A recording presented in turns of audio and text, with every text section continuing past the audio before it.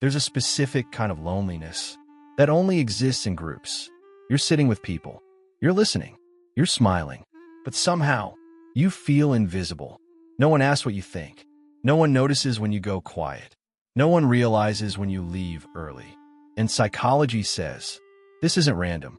Today, we're diving into the psychology of people who feel invisible in groups, why it happens, what it does to your mind, and what it reveals about who you are.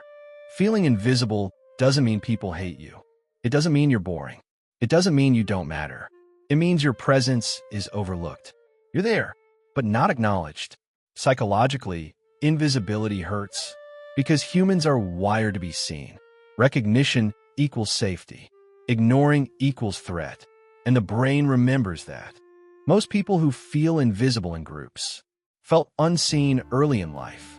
Maybe your opinions weren't asked. Your emotions weren't explored. Louder people took up space.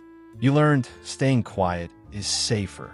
So your nervous system adapted. Not speaking up became protection. Not drawing attention became survival. And that pattern followed you into adulthood. Groups don't reward depth. They reward dominance.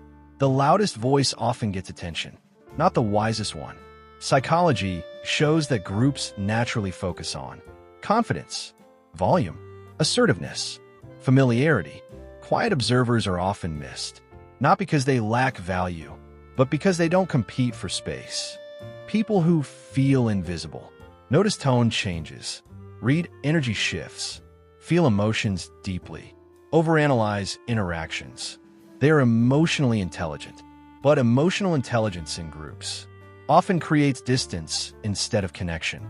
They speak less because they feel more. After being ignored enough times, the brain learns a rule: don't bother.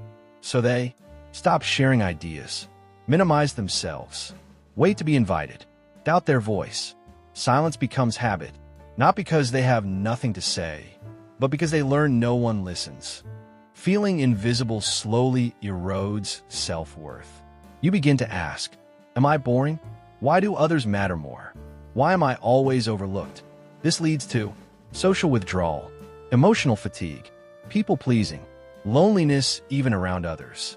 Here's what psychology also shows. People who feel invisible are often the most aware in the room. They understand people deeply, sense unspoken tension, value authenticity, think before speaking. Their silence is not emptiness. It's depth, but depth doesn't shine in loud rooms. If you feel invisible in groups, it doesn't mean you're insignificant. It means you were built for depth, not noise. And once you stop trying to be noticed by the wrong people, you start being seen by the right ones, quietly, naturally, fully.